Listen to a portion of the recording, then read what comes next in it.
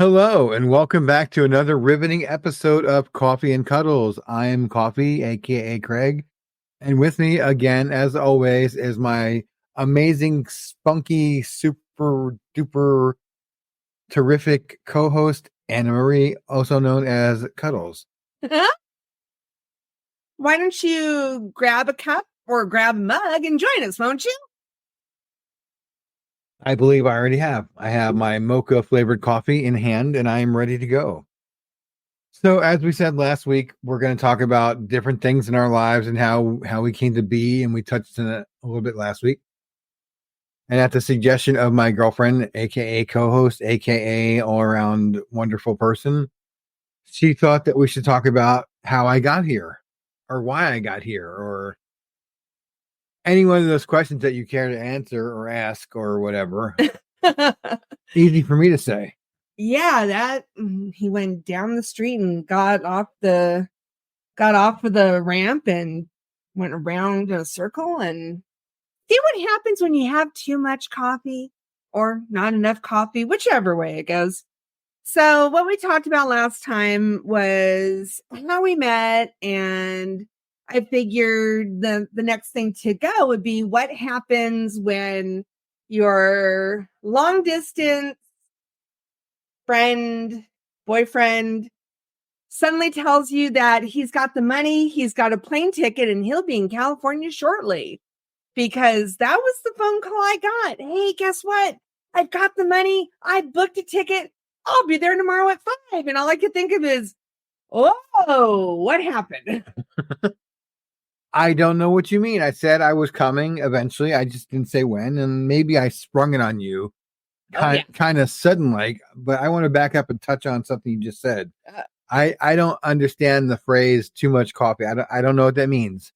Now, I guess if you get to the point where if you're like seeing sounds and hearing colors and everything, then probably you've had too much. No, well, let's step back even further from that. So the other night we went to see Straight No Chaser in Thousand Oaks. Awesome show, amazing group. And Craig decided he was going to get some coffee.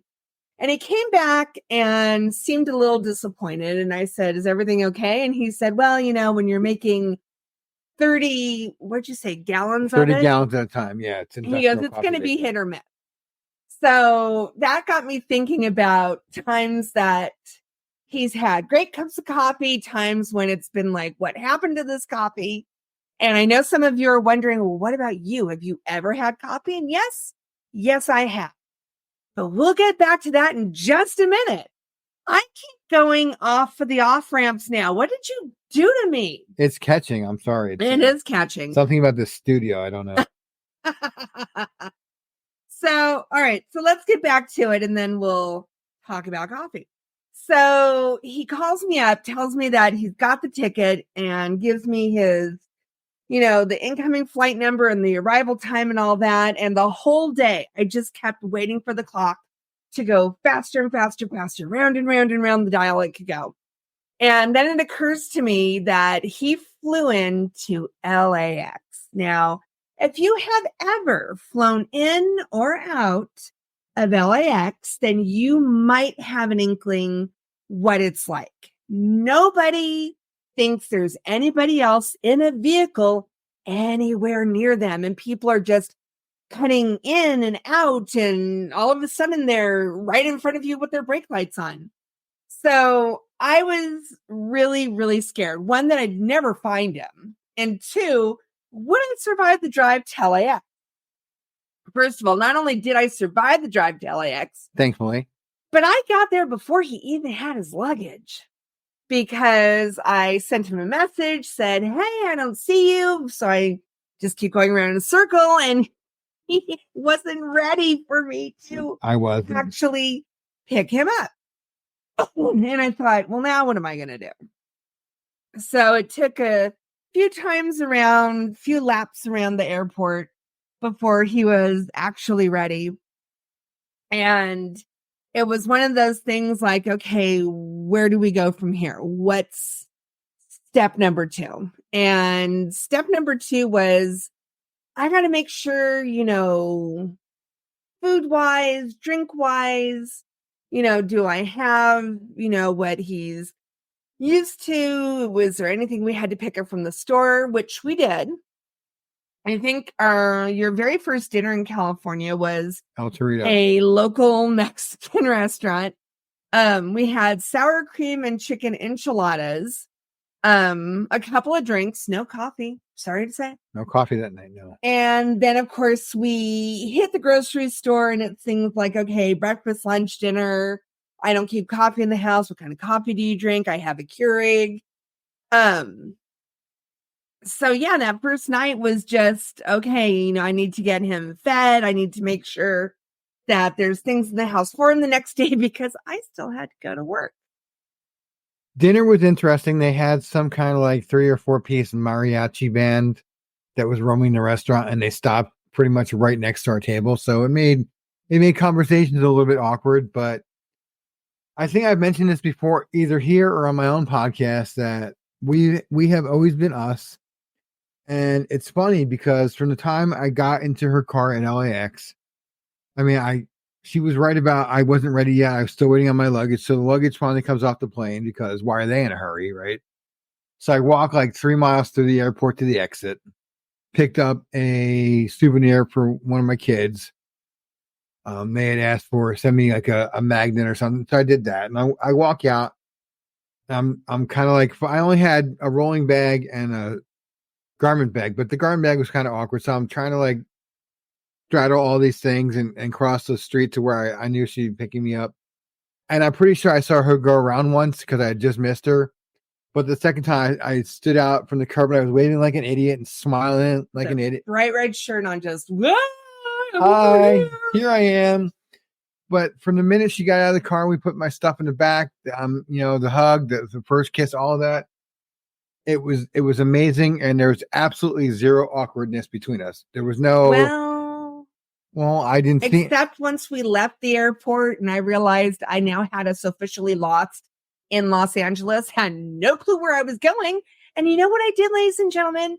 I asked Craig to help me figure out where to go. He's never been to California. Never once. He's never been to Los Angeles. And I asked him, hey, which way do you think I should go? Oh my gosh.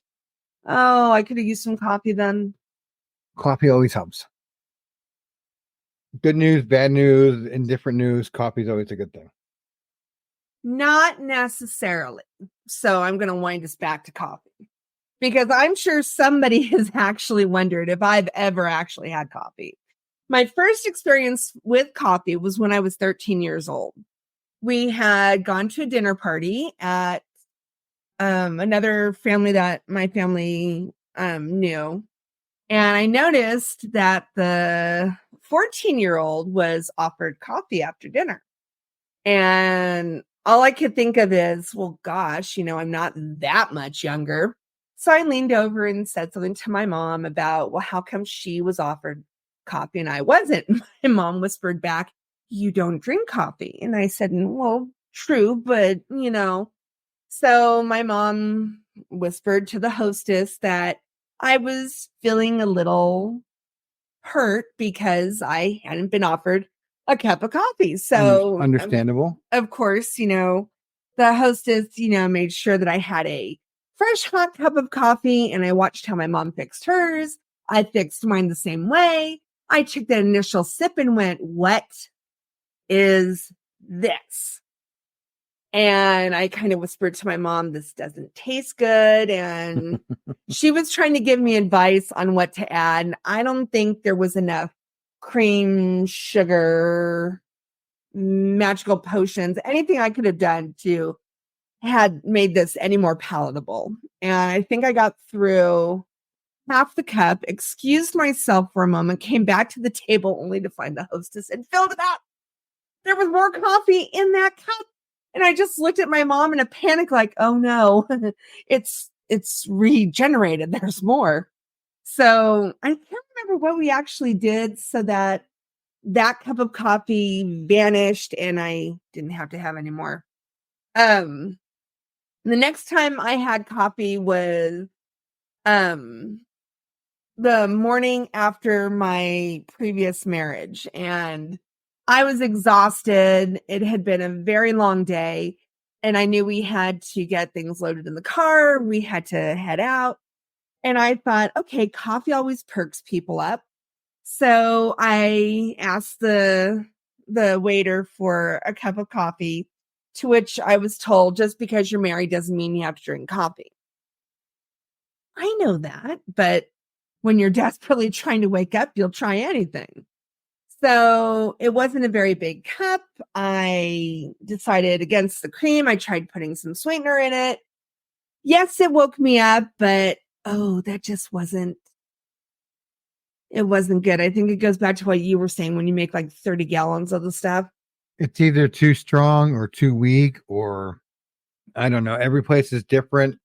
Every coffee pot is different, even if it's the same manufacturer, same brand. I think it's always going to be a different experience. I grew up around my grandparents drank coffee. My mom and dad, I think my dad drank coffee. My other grandparents did, and I tried it once or twice as a kid, and I thought, oh my goodness, this is disgusting. How can you drink this stuff? And I didn't have coffee for a long time. And if it was a dinner party or a Christmas thing or something, we got out the big 10-gallon percolator or whatever it was, the big, then it made all the funny noises and the bloop, bloop, bloop, bloop, bloop noise and everything. And it was brewed coffee. But any other time, my mother always had like instant coffee. And while instant coffee certainly had its place in the world, it wasn't a place in my world because I didn't like it. My first real experience with coffee was in the Navy. I was standing topside watch in the dry dock in Kings Bay, Georgia. It was December. It was right around Christmas time. It was like disgustingly horrifically cold. And we called down to the guy on watch and said, "Can you send us up something hot? I don't care if it's hot water at this point because I'm freezing to death." He sent up coffee. He sent it up black. And I don't take it that way now, but at the time, that was the best thing I'd ever tasted in my life because it was hot. It was good. It warmed me up, and I became a coffee drinker after that. Now, I wasn't like heavily into coffee or anything, but when I would go home on leave, my mother still had the instant coffee. And it was all right because that's all I knew. It was like Folgers in a jar, a teaspoon of coffee, add hot water, and boom, instant coffee. You don't have to wait for it to brew. And then when I got with my now ex, we had a Mr. Coffee or some generic equivalent of Mr. Coffee, and it was brewed coffee. And once I started drinking that, I couldn't go back to the instant anymore. Now I tried, it might have been Folgers or Maxwell House or somebody came out with like, it was almost like coffee in a tea bag. Same kind of concept. It was dried coffee. You popped the little baggy thing into the water, and it was like instant coffee, but it was in a pod or a bag or something. Maybe but that was pre-Keurig. I think it was pre-Keurig. But once I started drinking brewed coffee, I couldn't drink the instant stuff anymore. And now, depending on where I go, I'll have coffee and dessert. But I don't add sugar anymore. At one point, I was adding like 4 teaspoons of sugar to my cup. And that's like, I figured out one day, it's like 1,000 calories a week or something just from coffee and adding sugar to it. So that went out the window. That kind of went out the window because I started using like monk fruit sweetener, and I tried coconut sweetener, and I tried all these other things. And monk fruit's not bad, but it has this weird, like cool, almost aftertaste from, I guess, the xylitol in it, because they can't just, and this is something that drives me nuts, is they can't just add sugar or something. They always have to add some kind of fake artificial sweetener stuff to things. And I'm just like, why? It never tastes good. It's not good for you. I don't understand why they do it. So that's what I do now. Now I drink brewed coffee now. I don't have a coffee pot anymore. I had one for a while. Then when I moved here, I didn't have one. We had the Keurig, and that was it. So I got one from the free site that we belong to.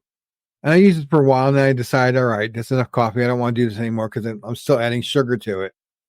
Because monk fruit is like $20 a bag or something, some ridiculous amount of money for it. And I just decided I don't need that, so I'll drink tea with honey in it. So I gave away the coffee pot, and I've been using, I drank tea for a long time, and I slowly started going back to the coffee. and now I add some kind of flavored oh Creamer. almond based creamer Mhm. from Silk. Yep. So I do that now, so there's no added sugar, but I'm back to the coffee, and life is grand. And I think part of the thing for many people is coffee is not just a drink; it's an experience.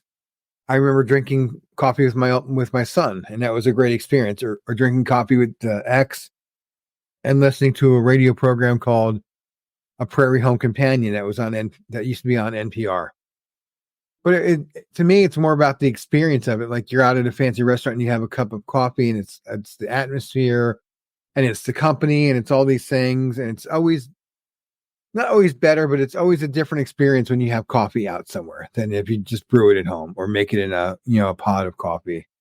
So I'm trying to get away from the pods as much as I can. I've got the refillable pods that we picked up at the grocery store for a few bucks, and I just fill that up and I use that, and I can buy whatever kind of pre-ground coffee I want, and that's what I do now. So back to, I guess, my coffee road trip. So, I've had those experiences, and through my teaching career, the parents about once a year would have a coffee cart come around, and I always took like a small cup and, got through a little bit of it, just enough to discover that I would start talking really fast. This year I have a fantastic mom helping me out. And of course, she's been bringing me this great coffee drink, an iced latte, I think it is. But of course, you put caramel in it, you put whipped cream on it, and there's enough sugar in there to keep you very, very hyper. Would that be a good word? Hyper's good. You called me at lunchtime, and I'm like, "Oh, you've had coffee." So now, when my students see it in my hand, of course, they just get this look on their face like, oh, who let her have that? But it's not something that is my go-to, but I have had coffee, and will I ever get to the point where Craig's at with it? Probably not. And like he said, it is an experience, and I'm sure had being 13 and feeling slighted at a dinner party, if that had not been my first experience, then I'm sure things would be a lot different.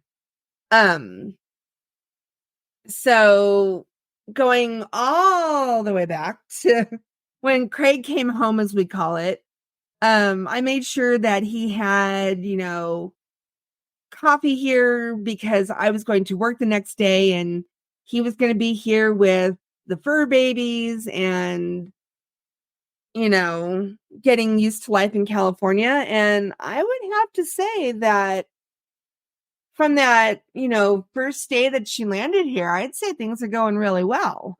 I think so. We talk everything out, whether it's awkward or not, whether it's difficult or not. I've learned to trust her and trust the process that, okay, I screwed up, I broke a coffee mug, or I broke a glass, or I broke whatever. And at first I was like, oh my God, I did something stupid. She's getting mad at me. But she's like, her first question is always, are you okay?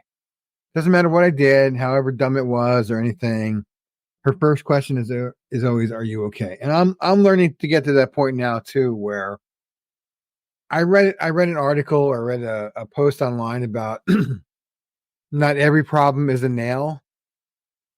And we as men tend to see every problem as a nail that we need to hit with a hammer to fix it. And sometimes there is no fixing it, or your partner, man or woman, doesn't want you to fix it. Sometimes they want you to just listen.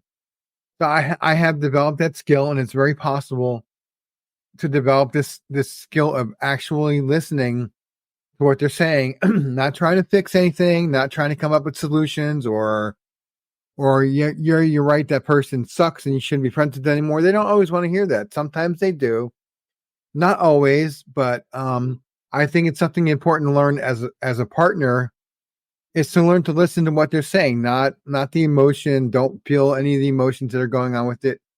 And it's perfectly natural if your spouse or partner gets hurt, physically, mentally, emotionally, whatever. It's very reasonable and normal to want to go out and seek revenge on whoever did this to you. And that's not always the answer. That's not, and sometimes they don't even know that's what they're looking for or not. They just want someone to listen to them. So Anna will have days where she just talks and talks and talks about what happened at school and all these bad things and great things. And all I do is listen. I don't interject, or I don't try to make it about me. I don't try to add to her story, or, oh, that reminds me of this time that this person did the same thing to me. It's not about that. It's about listening to your partner, trying to figure out what they need. And sometimes you can ask, or you should ask, okay, do you want sympathy? Do you want a solution? Do you want plan to revenge? What do you want out of this? And that's a very important step. I don't care if you've been married a week or been married like 50 years. It doesn't matter. You need to listen to your partner. You need to listen to what they say. You need to actually hear them and let your brain process it. And sometimes the tendency will be there for you to interject something, and that it's fine. It happens. Don't beat yourself up over it. And that's something that she and I both always do for one another. We will listen. And then after we've listened and they've vented and they've gotten it off their chest and they feel better and everything, then you can talk about, okay, what should we do about it? Do you want a solution? Is there a solution? How do you want to deal with this? And that's where we are now. Mm-hmm. That is definitely where we are.